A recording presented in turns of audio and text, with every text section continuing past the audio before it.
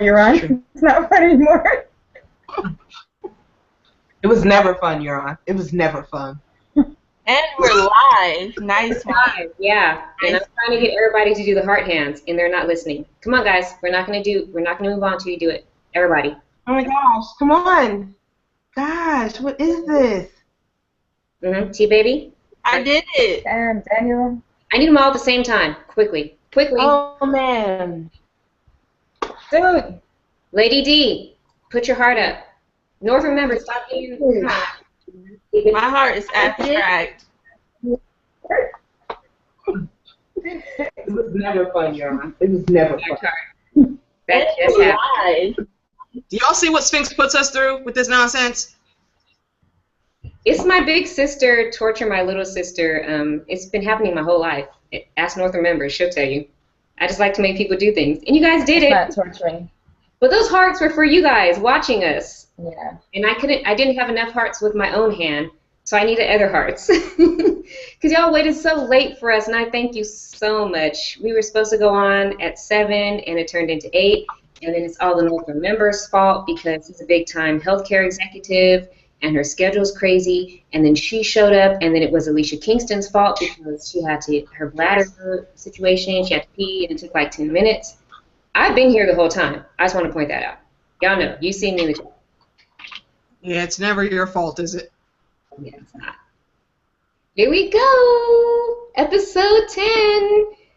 It's supposed to be a party. It's supposed to be a big deal. This is not going to be like your super laid back, blah, blah, blah. This was a big deal. Maybe I'm the only one that feels that way. You know, we'll talk about it, but for real, it was a big deal because it's the finale. It was a big deal because, damn, Daniel. And it was a big deal because I am now, like, this is my first time, and my sister, the North Remembers, that we're all the way, like, book read, side novellas read, you know, we're in. And now we get to just, like, embrace it the way everybody else did. So I'm loving it. I'm living life right now. North Remembers, I'll let you go first since we watched it together last night, and I held her the whole time like I was watching a scary movie at the theater. I was like this. She's like, get off me. Stop. Stop touching me. It's like old times. Yeah, I can't explain how many times I had to tell the Sphinx to get off me. It was like skin on skin. It was like, get off me. Stop touching me. Stop it. But yes, thank you for having me back, Sphinx. Not So Silent Sisters in the house. It's so great to be talking to all you guys again. I'm super excited about last night's episode and ready to go. Alicia Kingston. Hello, good folks. Welcome to our video. That's about it. Good job. You put a lot of thought into that, I could tell. Lady Diligence. Hey guys, Lady D. I'm excited. I can't wait to get into this. This was an epic episode. I screamed the entire time. It just kept giving me what I wanted more and more. Each time I was like, oh, that's good. It did something else. And I was like, oh, that's better. That's better. That's even better. So it was good. I can't wait. I can't wait. TBZ.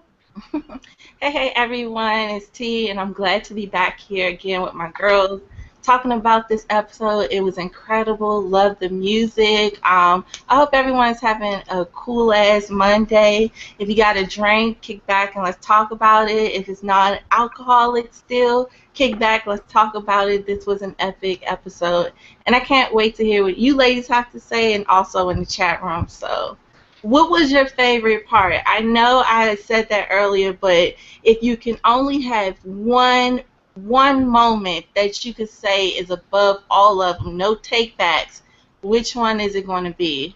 I'll start off with a quick Q&A. Candace, North Remembers.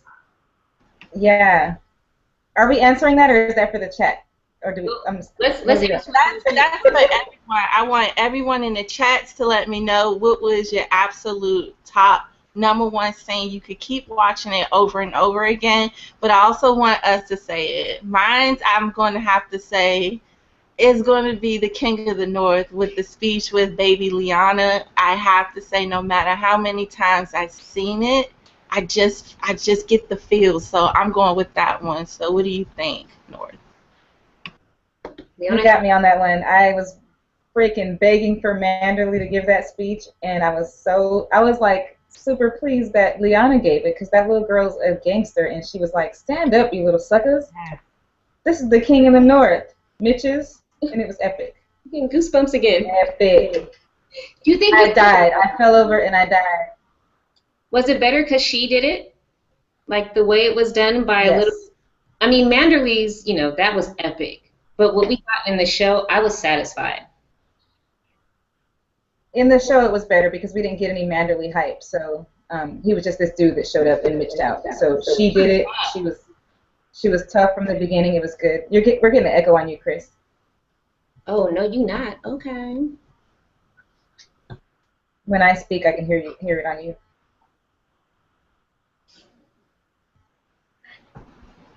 Okay, what about you, Kingston? What was your favorite scene? Whole episode. I'm gonna say Arya and the Frey Pies and shanking that bastard and getting him the fuck out of there. That was awesome. That was okay. Lady D, favorite top episode, not episode, but top scene of this episode. What are you going for? That's really hard. Like, I'm sitting here like, oh my gosh, like that's really, really hard for this episode. And for me, I know I like to talk, so that's something. If I'm speechless, like I don't know. I have to pick one though, right? I don't know. I'm gonna choose it by like the music, I guess. And I think for me, it was the end scene with Daenerys because of the music.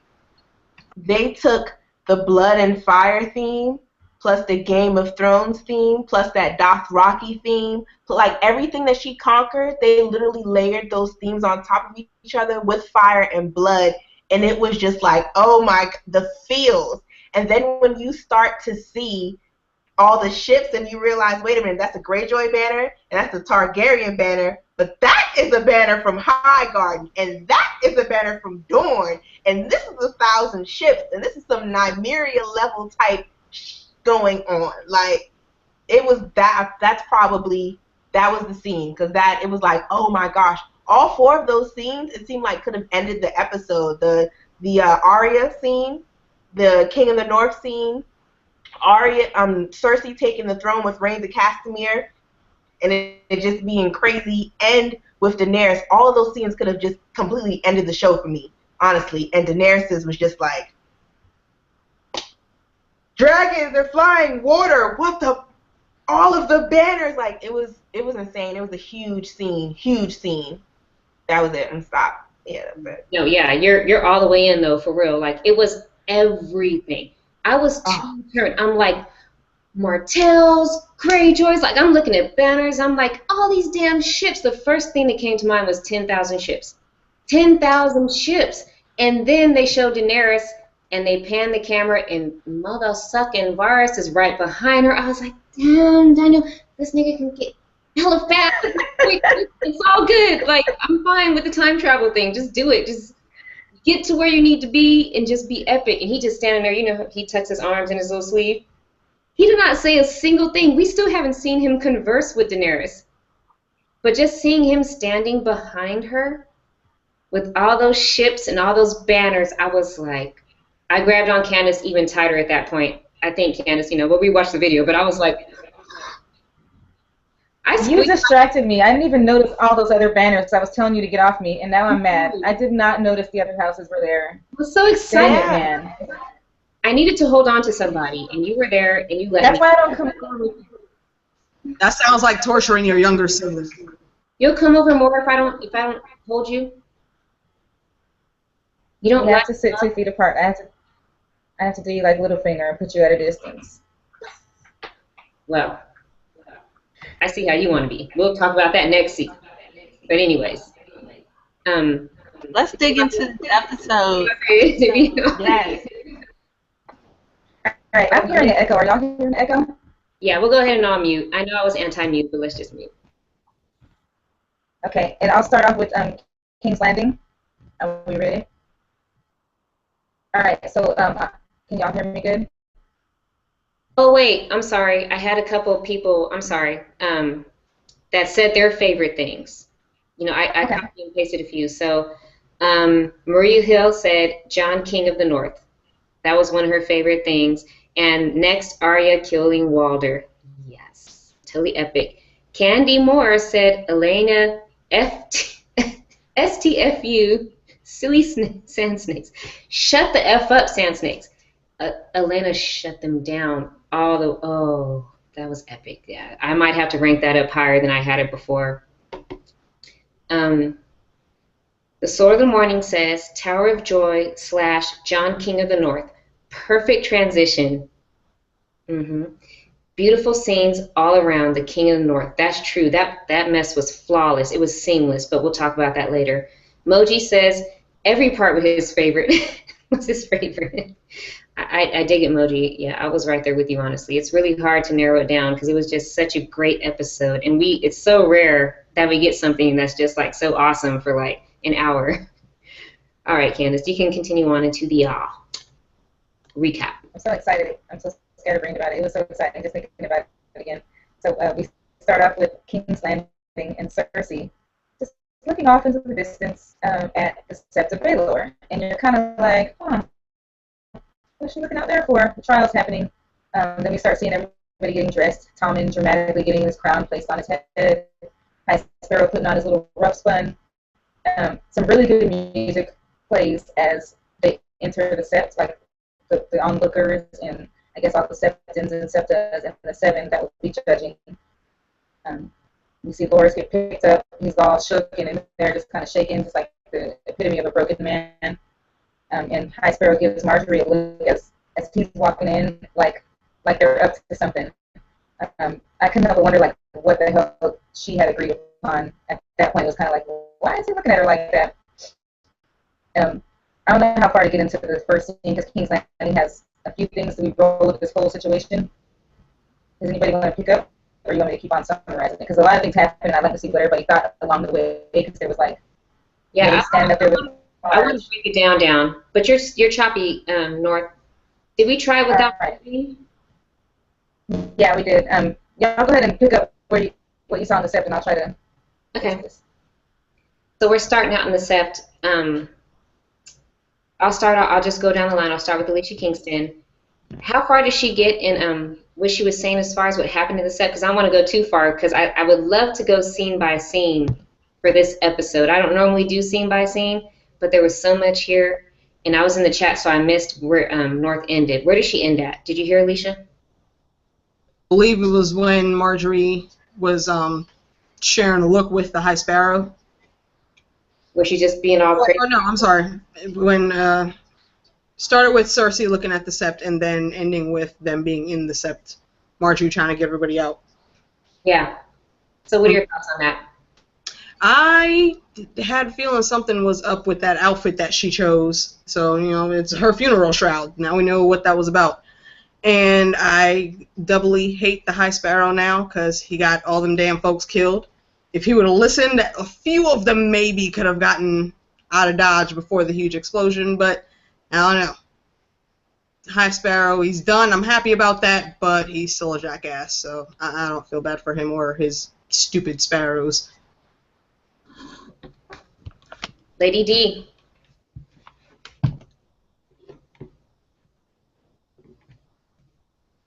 All right, muted. For me, I have to start from the beginning of the episode because it's the music. Like it's so tenuous. It's like it feels like at any moment something could break and something horrible could happen, but it doesn't. They stretch it out for like a full 15 minutes with this piano and this cello slowly torturing us. So they started off, and you see everybody's getting ready for the trial, and it's like from the lowest with Loras, to the highest with the King Tommen, and you see everybody getting ready. I think the thing that really struck me the most about it was when I looked at Cersei, and I'm like, she's dressed for war. Cersei, as soon as I looked at Cersei, I'm like, she has on chainmail and boiled leather. Like, does nobody not notice that she has on, it looks like boiled leather, and this silver chain, it's like chainmail across the chest. Like, she has on like a queen's version of chainmail and boiled leather, and I couldn't understand why at least one servant girl didn't ring the alarm or something like, hey, you see Cersei over here in boiled leather and chainmail, and she's staring at the sept. She doesn't seem like she's getting ready. She just keeps drinking wine and staring out there, and the whole get up. Like I would have told somebody should have been a little bit, I don't know.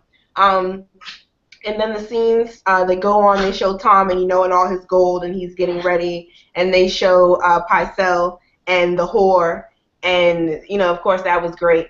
It's the music that really caught me up. As far as I'm sorry for veering off, but it really was the music. As far as like everything that was happening in the sept, from the time that the High Sparrow came in there, you already knew it was going to be some doors open, bright light. Here comes the High Sparrow. There's like 0.3 seconds where Marjorie Tyrell is regular Marjorie Tyrell. You see it in her face. She's like, she has her nose pointed up in the air for about 0.3 seconds. That fool walks down those stairs. She's immediately down, like, oh. No, and it's amazing because it's like, wow, your power has really been taken away from you, and it remains that way until almost the middle of what would be the King's Landing scene, where she's like, all right, it's time to raise up. So stop talking. T-Baby, what did you think about Marjorie saying, forget the bloody gods? Because bloody is like a cuss word, right? Like, it's basically like saying the F word, isn't it? Yeah, I mean, I was right there with her, because I think before you even get that talk amongst them, the High Sparrow had already kind of crossed her, because I don't think she knew that he was going to be mutilated like that. I think they had an agreement maybe for him to serve them, but not like to that extent. So I think that she felt crossed, and she's like, look, dealing with you, you're going to get us all killed. And it's almost kind of like Sansa, where it's like you might not want to hear what she has to say, but at the same time she made sense. And the fact that he was so arrogant and so prideful that he forced all of those people to stay, knowing that it was, because I think in his face you could see that he kind of thought maybe she's onto something, but because he's so prideful in his religion that he just feels that he's got the upper hand. Like, what can she do? He doesn't think that the Lannister army has her back, because he thinks that it's really Keevan who has the Lannister army, or at least the control of it, and he's in there with him. So I don't think he was thinking too deep on that. And then you have to think about that Mace was also in there. So I'm thinking that he let his guard down, thinking Cersei really didn't have any power. But the fact that she wasn't there and Tommen wasn't there should have warned you enough to say, look, something is up. And it wasn't until he heard the ground kind of rumbling, then he was like, oh, but it was too late. But I think the way that the candles were and how we saw it explode, that even at that moment that Marjorie said, look, we need to go, I don't think everyone would have still got out in enough time, because it spread it so fast. So it was just, it was crazy, and I'm with you on that, Lady D, because the music just brought everything together. I felt like you could just feel tragedy just about to happen. It kind of it gave me Summer Hall vibes when I saw the whole thing. And I know it's different situations in a certain extent, but at the same time it's still like you have this tragedy dealing with wildfire, and not everyone in that room was against, like, it had to be good people in there, and they were just wiped out just because she wanted to make that move. And I don't want to go too deep into the episode because we'll get there, but just the way that they shot it, the way that you see Marjorie's expressions of her adding things up and looking around and seeing that something's not right, and then just the fact that they blocked them, like, just people trying to get out. It was almost just like how Dany burned the rest of the Khalasar that was in there. In that hut at the Vast Dothraki where she locked them in, they kind of did the same thing. And the only thing that I can make sense of why no one was watching Cersei was because I think all of their manpower was at the set. Because I don't think he thought that she wouldn't do it. I think he knew that she was going to come because she didn't really have a choice, but he didn't know about the wildfire, and that was his mistake. I think that he did not think she was on some kill them all type stuff. he was working on a political level, which that's normally how Cersei operated, you know, on a political way, with influence and torturing people or doing this with people. So I don't think he ever even like began to consider the fact that she would just burn some stuff down, like full of people, full of innocent people. And yeah, like the 5 people you hate are in there too, but there's also like your whole court, all these random small folk that came to see, you know, the religious people. Like it's a lot. Like what she did, she went full blown Mad King. And I like what you said with that comparison when Sansa tried to warn Jon about Ramsay playing a head game. Am I making the own mute on the own echo on myself? Because I hear echo. I don't hear one. Okay, I think I'm good. But so Sansa warned Jon, just don't do what he thinks you're gonna do. Like he's crazy. He's just gonna play with your head. And then Marjorie peeps out. She's like, something's not right. Like she's manipulating us. She's doing something. Because Marjorie peeped Cersei's head game. And of course the High Sparrow was Jon in this situation. He was Leroy Jenkins. He's like, nah, we're good. We're just gonna stick it out. We're gonna stick to the plan, and it is what it is. And then boom. But the worst part for me in that scene was when Marjorie like looked at her dad and they like made eye contact and he was like, I don't know what to do, and she was like, I don't know either. And Lance was all like, not Lance, Loras, you know, Loras was tragic. I'm not even going to go into that. But just that eye contact between Marjorie and Mace, I was just like, it's not fair. Like, they didn't deserve to die. You know, like, Marjorie hasn't done anything where she deserves to die. Mace Tyrell definitely hasn't done anything where he deserves to die. And neither has Loras. And all those other people. It was just Cersei just going completely insane, calling it a wrap.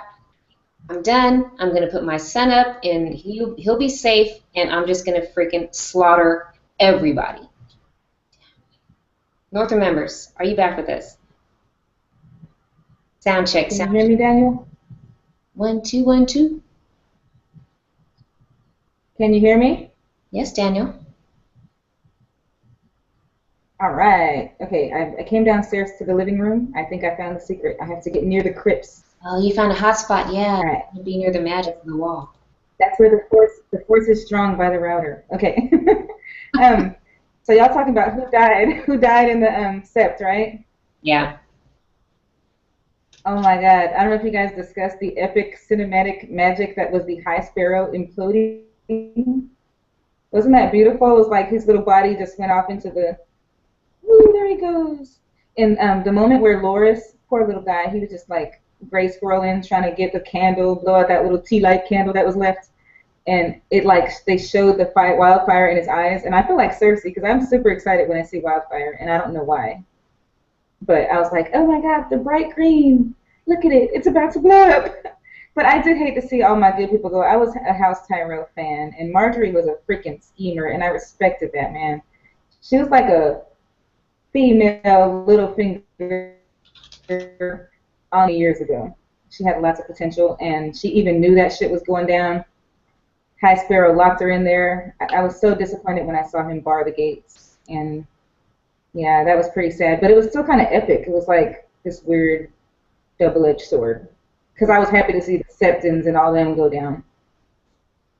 Except for Unella. But anyway, moving on. Candace, can you take us to the next? We spent all that time just on that first scene. I know. I wrote like 3 pages on that scene. And Unella was next. Did y'all talk about how the little birds lured them out and that the little plot that was going on there? Did we get there? Okay. Just talking about that first scene you read. Yeah. But if you guys are have any other things to add on to that scene,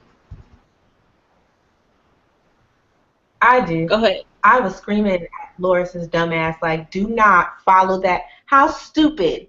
How stupid. True story. This mug used to be a soldier. How stupid do you have to be to follow a dirty little kid into a basement? Now you know you're supposed to be looking for Cersei, and you're gonna get distracted by a dirty little kid in a basement, and you're gonna chase him all the way through the crypt, and you're not gonna think nothing is weird. You're just like, oh, this is normal. I'm gonna chase this little kid through a stone maze. You want the little kid that bad? I would have let his little ass run in there. He gotta come out at some point. You have to go get Cersei. What are you doing? I was so mad. Like, I don't even. How does this make any sense at all, Loris? Like, true story, you used to be a soldier. And then you're standing in the dark and you don't hear his little ass sneak up on you? Because if you listen, I hear his footsteps. So if I hear his footsteps and I'm across the TV, how come you can't hear his footsteps and you're right there? I listen to it. You can hear his little, he's like, tap, tap, tap, tap, tap, shake. Like, you can clearly hear the little kid. You mean Lancel, right? Yeah, sorry, Lancel. Lancel, yeah. Him all the time. Lancel might as well be Loris at this point because he's dead. Too soon? I've been calling him Loris. I've been calling him Loris Lannister forever. Like, I'm sorry. Y'all know what I mean. I feel you completely on that. Like, why you? The only logic that I can think of where it would make sense is if he thought that Cersei was down there, like that little kid was running around and she might have been hiding not to face her trial. That's the only way I can make sense of him actually running after that little boy. Only if he actually did think that, and we get like an interview where he was like, oh no, Lancel wasn't thinking that, then that's completely stupid because it's like you had a job to do. The only thing I can think of is that he must have thought that Cersei was down there and she was hiding and he was running to the hiding spot. Only way that I can under the steps. She has to be dumb as hell. You're right. No, you're right about that though, T. Because he said you're down here. You better come out. And he thought he was. I think he thought he was talking to Cersei. It was very bizarre. That's the only way I can think for that to make sense. For him never left the Red Keep. So how'd she get there? If they're like, well, her litter never left the Red Keep. But that's what I'm saying. Would she be walk? That she might. That's what I'm saying. He must have think. You know how they play these games in King's Landing? They say she's there, but she could be over here. That's the only way I can make sense is if he thought maybe she was under there and she was playing some game. That's the only way I could see him running down there looking, chasing that little boy. That's the only way it could make sense. Cause damn Lancel. Damn Lancel. That's what y'all should say. Damn Lancel. That's a new one. That's it. Damn Lancel. Damn Lancel. Damn Daniel. I like it.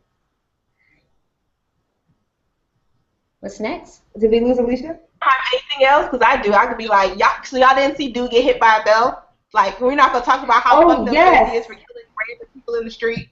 Well, I thought we were talking about inside before it even blew up, because we could go in when we were talking about blowing up. I thought we were just talking about the conversation between them, the first scene. Unless I'm wrong, because then if that's the case, then yeah. Because Homeboy did. That's why I was like, even if at the time Marjorie said, hey, we all need to leave, the way that we saw it explode and how it spread, that with all of those people, even if they're running, they still wouldn't have made it. That's the fucked up part about it, is that even when she realized it was still way too late. It was too late. There's nothing they could do. Wildfires a beat.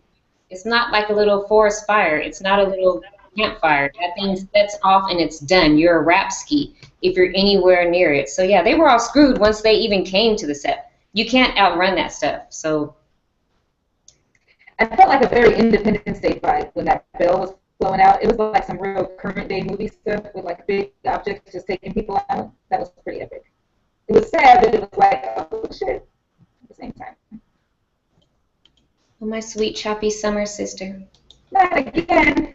Damn, Lancel. I mean, we can understand you, but you're still sweet and choppy. Damn, Lancel. It's all Lancel's fault. Damn, Lancel. So you guys want to go to the next scene? Yep, let's do it. I just want to right here. Wallow wildfire, but yeah, let's go. Are we going, damn, Lancel. Cersei waterboarding? Is that where we're going? Ooh, wineboarding, yes. Cersei waterboard with the Merlot was epic. Yeah. Arbor Gold, I don't know what it was. She hooked Unella up and was like, you humiliated me.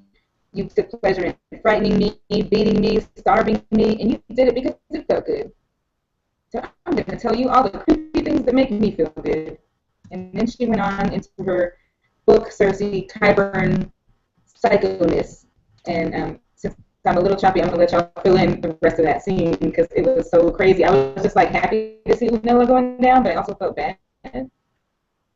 Yeah. What y'all think? It's against the Geneva Convention, right? Like wine-boarding? Like the U.S. Waterboarding is it's against the Geneva Conventions, but I think it was great in the show. I mean, I wine-board all the time, but it's for fun. It's a recreational activity. Lady D, thoughts on wine-boarding? I hated how much I loved Cersei. Like, I'm just going to go ahead and say it, and I'm going to go ahead and take all the flack from everybody and everything. I don't care. I give a damn. I hated how much I loved how absolute and exact her revenge is. She told Septa Unella, she said, you're going to die screaming. My face is going to be the last thing you see. And I was sitting there across the TV like, I believe her. That sounds true. I believe her. Septa Unella should have felt like, I believe her, or something. I don't know how she got snatched. I don't know who got her, but she is definitely regretting it. When I saw Cersei pour the wine and said, confess, I was like, oh, no. Then she took the picture. Confess. I was like, oh, no. No, stop it. No. And then here comes the mountain, the unmountain through the door, right? And she's like, yeah. Because remember, she was like, oh, yeah, I'm ready to meet the gods. And Cersei was like, what? Today? What do you mean you're ready to meet the gods? Hey, no. You ain't nobody god. You ain't nobody.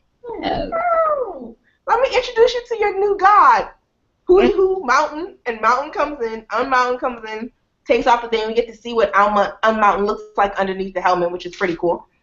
He goes over there, and now he's standing next to Septa Unella, and you already know what time it is. When Cersei walks out that room and starts saying, shame, shame, shame, and closes the thing, shame, shame. I see that smile on her face. She closes it and walks off. I was like, ooh, I hate it. I hate how much I kind of love it. I hate how much I kind of love it because even though blowing up the set was messed up, talking to Mo about this, like, this is Reigns of Castamere.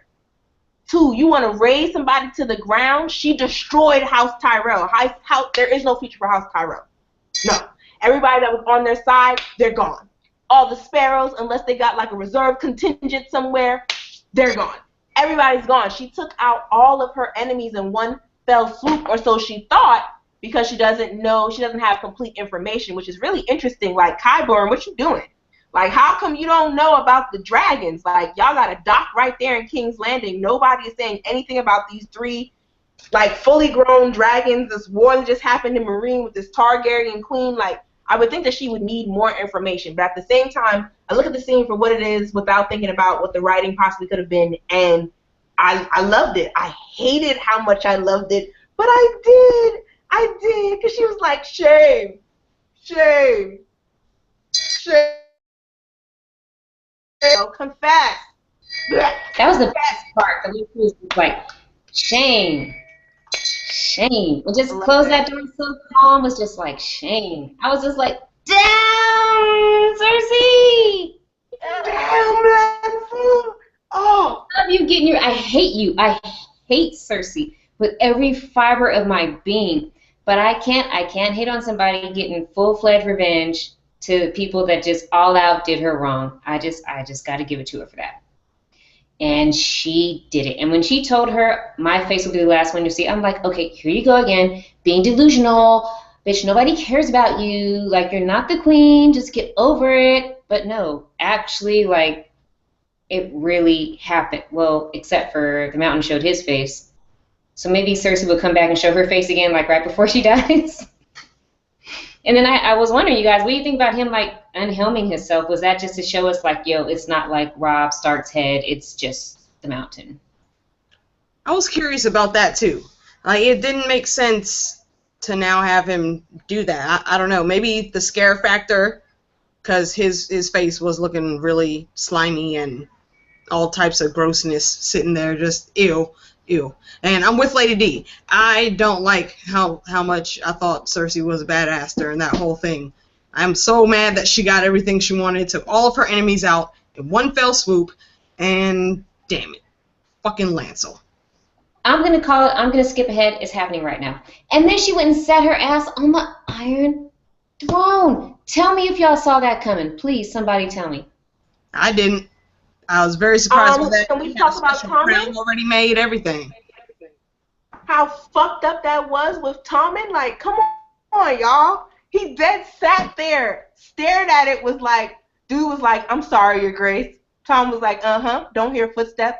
Footsteps gone, door closed. Great, just gonna take this off and put this over here so you know I did this on purpose, Mom. Gonna walk over here to this window and jump the hell out. Great. Like, please let's not skip Tommen. Like, he sat there and watched his first love burn to death, and her family and all these innocent people, and then jumped out of a window. But the problem is that his mom wasn't with him. Like, while she's so busy looking out her own window, annihilating these people, maybe she should have went with him.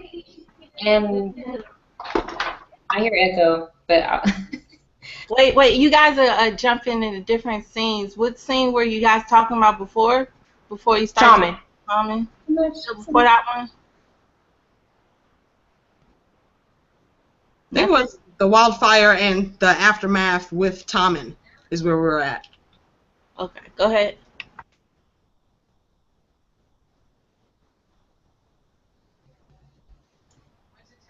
Anyone? Sphinx? So I guess, I don't know. You guys kind of confused me for a second, so we're now on Tommen right now, right? I guess we have to. Yeah, on Tommen. Yeah, let's rewind and break it down. I'm sorry, I'm excited, so I'm just. No. I just wanted to keep. And I was like, wait. Yeah, so I'm just trying to keep No, on. the reason why we're on Tommen is because I pulled us back, so it's my fault, T. That's why we need the North remembers. When she leaves, you see what happens. This is exactly what happens. That's why she needs to be here, and she'll be back, I pray. The old gods have the new.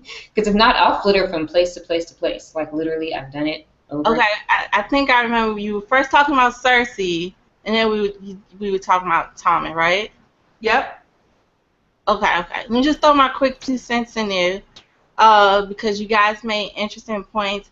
I think that the fact that Cersei didn't kill that woman is going to bite her later. Yes. For some reason, I got a vibe that Jaime's going to find out everything through her, and he's going to find out what she let happen to her, and I think that's going to be the final straw that's going to make him walk away. Because you would think that it's Tommen and her blowing it up, but I think this is really going to push her away. It's just really messed up what she did, and the fact that because it made it seem like the mountain was about to rape her, and if that was the case, that's so sick and it's twisted. But it's also showing you that she doesn't care anymore, and anyone that steps in her way is a dead person or is going to get tortured. She's showing you so much of the Mad King. It's just like once he got locked up in Duskendale and came back, and he was very vengeful and just crazy, thinking everyone was after him, and you got the same thing happening. She locked away for a while, and now she's just after everyone. Because when you think about how she came back, and no one in the Lannister tried to walk in and cover her up, it was only Qyburn that did it. So I think that Cersei it's cool to see her do all these fucked up things, but when you really sit back and think about what she's truly doing and how she just wiped out her enemies like that, and then you in the back of your head, Dany's coming. Dany's not, like, Cersei's not survived. I don't know if she's even making it out of season 7 next year. She has to, because she has now resource, because she doesn't have the Iron Bank behind her. She doesn't have the Tyrells, because even though it's not in the books, in the show, the Lannisters are broke. Remember, they're not. Tywin said they're not producing any more gold. So now you have, and then you have the Dorne against you. Now remind you, she asked for little birds to go to Dorne, Highgarden, and up north. So something else. So because she said that she might catch wind of this alliance with the Targaryens, and she might catch wind with Littlefinger and Sansa. So she's got enemies stacked on her. Like, it's not going to be just a piece of cake. It's kind of sad that she does all this stuff to actually get the Iron Throne, and then you get it, and it's about to be taken away from you. Because everything that you're holding on, that you have dear to you, is going to be gone, just like within a stroke, just like how she did everyone else. But yeah, Tommen, the whole thing. One thing I hope you guys caught was that when the mountain came to stop him, the second it blew up, he left. And then they show Cersei, and then he's like, the other guy comes in, it's like, oh, I'm so sorry. So can you imagine that right then, in that instant, you knew that was your mother that did that? Because that was her man that stopped you from going there.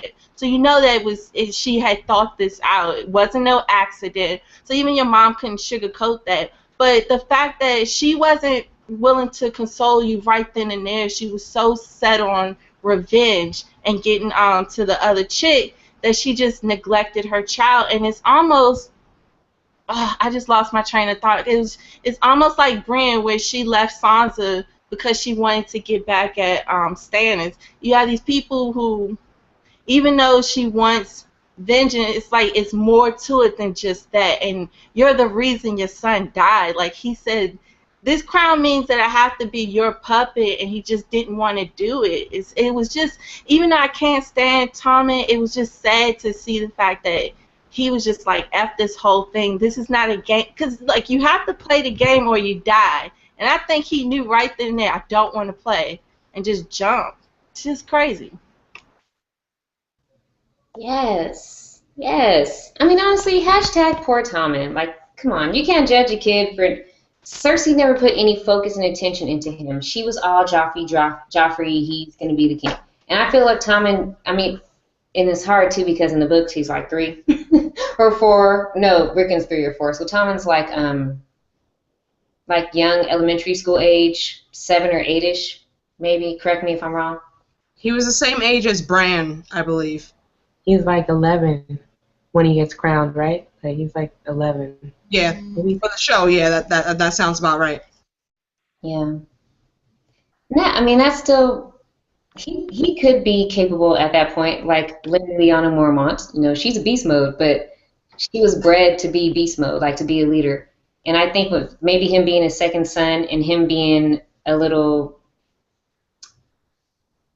I don't want to put a word on it, but you know, like Cersei always says in the books how much better Joffrey is than Tommen, and how Joffrey wouldn't just bend over and let you just say whatever to him. She likes the fact that Joffrey rebukes her and fights back. So I feel like she put more energy in, and Robert was not present at all as far as being a dad. So it was all up to the mom, and that's a bad thing right there. Like a man can teach a boy how to be a man.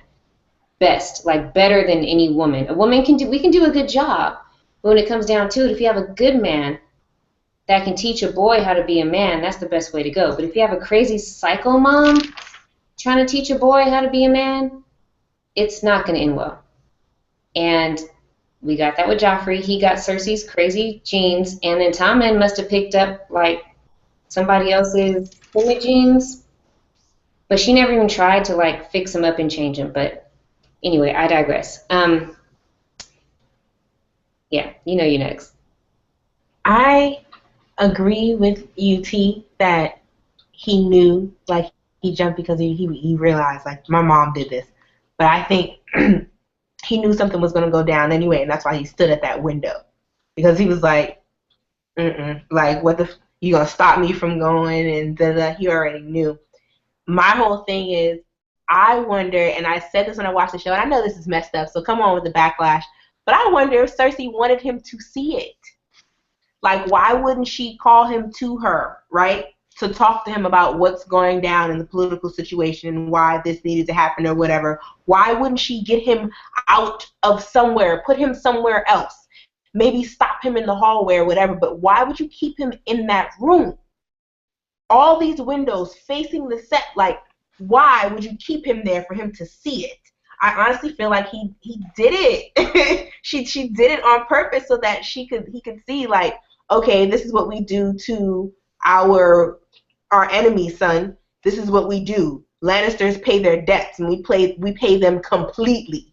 And in reality, Tommen, you betrayed me too. So this is me paying my debt to you, son. I took her away. She's gone now. You've paid your debt to mommy. And I'm wondering if she did it on purpose. Because I just can't understand why you would let your son sit there in that room. You know how the damn room is set up, Cersei.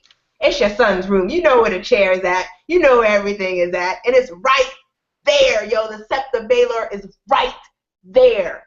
I would have had, if I have to do something crazy like that in order to save my family, and it's really about my family, I'm going to bring my family in and be like, look, I would have had them out and bring them here, sit them down and give them a cup of wine. I'm sorry, I had to kill your wife. And here is why. Let me explain to you this G shit that we're on right now, Tommen. But she didn't. She just let him sit there, and I feel like she did it so that Tommen would know what time it was. Don't cross mommy again. You know what I'm saying? And two, this is what we do to our enemies because you're weak. So yeah, that makes sense. But then you also have to remember he was icing her out because he wouldn't look at her when the announcement of her trial. He walked away when she was trying to, and then before that, she was banned from the small councils that they had because she said, "Why wasn't I informed about these councils and all of this?" Because she was not invited. They were pushing her away. So I'm not sure if she would, at this point, she would have gotten into him, through to him, as far as trying to break it down, saying, "Look, this is just how it has to be done." Because she tried to say, it's about us against the enemies. It didn't really work because he was, in love with Marjorie or whatever. But I definitely think she set it up on purpose for him to see it. Definitely. Now, I don't think she realized. Well, no, because in a sense, she had to think that something else was going to happen, or he was going to take it harshly. Because when she was locked away, it wasn't really because she was locked away. It was because Marjorie was locked away. Remember, he stopped eating. He wouldn't go see her. So I think now this is messed up because I don't know if even if Tommen didn't die, I'm not too sure if she wouldn't have tried to take the crown from him because she knew he was too weak. It just the way it's set up. I don't think that she thought her son was going to jump, of course, but I'm not too sure that I could see her taking the crown away from her son until she felt he was of age, kind of like how they wanted to do Joffrey. Just because it was so many people after her son trying to get his attention and basically work him, like, I'm not surprised that I wouldn't put it past her if she tried to go after Tommen in a way to let him know that you can't fuck with me, that I know what's best, but I think she would have tried to take the crown from him if he didn't jump, is what I'm saying. T baby? Yeah. I actually think I totally agree. I'm starting to think that Cersei took a 50-50 chance. I'm on my cell phone, so I don't have the video going. Y'all can hear me okay? Yeah, we hear you fine. Okay, so I think that she had that crown pre-made already. She was kind of prepared for plan B. I think plan A was, let me see how he acts when I blow his wife up, and let me at least show him that I'm serious because he played me out. And if he happens to jump out of his window, yeah, I guess I'll be queen. I think Cersei's that crazy. She is crazy, that's for sure. We definitely saw that she's crazy, and one thing we did see throughout this season, especially with Jaime, is that he kept comparing her to Kat, and basically talking about what they would do for the love of their children. And I might be wrong, so let me know if I am, but I think in one of the episodes, I want to say when Jaime was talking to Edmure, he was saying how, that's one thing he loved about Cersei was the love for her children, but that's